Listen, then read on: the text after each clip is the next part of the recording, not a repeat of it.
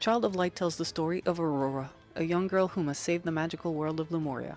She must defeat the Queen of the Night who has stolen the sun, the moon, and the stars. This game is a true interactive fairy tale as it features a magical cast of characters, dialogues completely written in prose, enchanting music and sound effects, and breathtaking watercolor-style graphics. Built using the same framework as Rayman Legends, this platformer RPG hybrid was created by a small team at Ubisoft Montreal in collaboration with Cirque du Soleil Media and singer-songwriter Cœur de Pirate. We had the chance to talk with creative director Patrick Plourde, the driving force behind Child of Light, and with Cœur de Pirate, the musician behind the game's enthralling melodies. Child of Light was used the same framework for Rayman Legends. Did you learn something doing Rayman that helped for Child of Light? Except for the art style, pretty much there's a lot of stuff from Rayman under the hood. We have the collecting the little piece of light. That's like the looms in Rayman. Even our flying around in Rayman, they have levels where you're swimming underwater.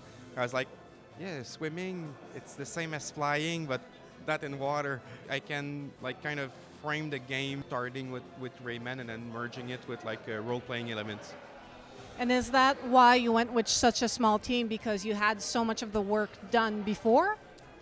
No, the idea is I wanted to make something a little bit more intimate. Even have a style where you could kind of feel the brush of the artist in the game.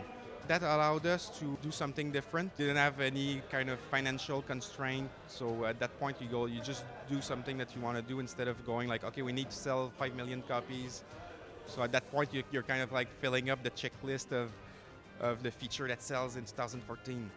So, and I think that type, since it's kind of new for Ubisoft, if that game would have been done in 3D, we would have needed 100 people to do it. And so it's with that engine, it allowed us to have 6 artists to make a full-fledged game. So it's a 10-12 hour game. With that, we could produce a lot of content in a year. Why the platformer JRPG hybrid? Why not lean more towards one or the other? Because the levels are very Rayman, are very platformer, but then the dialogue scenes and the combat and the leveling system is very RPG. Was it for time constraint, or was it just as a personal creative choice? That's difficult to answer because that's how I kind of envisioned it from the start.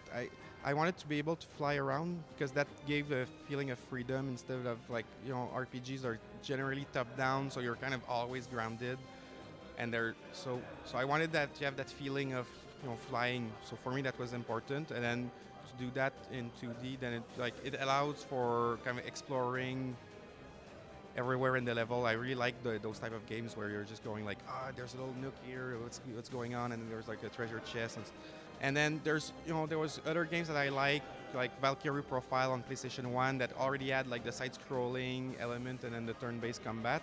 And then it allowed to have the feeling of paintings, because I wanted the game to feel like it would be on a painting. And if it would be top-down view, then you don't have the same kind of scope for the environment. So that's kind of how it happened. This is your first time scoring for a video game? Yeah, it's not my first time playing video games, but first time composing music for one. What kind of games do you like to play? Into Japanese RPG games, so Pokemon for some reason. And other than that, a little bit of Final Fantasy, and it's like another RPG, this game, so I'm excited to see how it's going to turn out. Yeah, there's a lot of Japanese RPG influences and a bit of an old school because it's a platformer.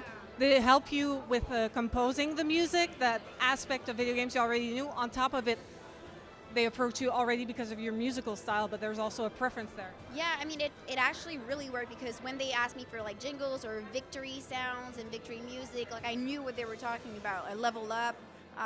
If you haven't played games before, then it's kind of oh, what am I supposed to do here? So yeah, that was, I think that was to my advantage, but then again, I'm glad that they liked my music, and that's why they chose me.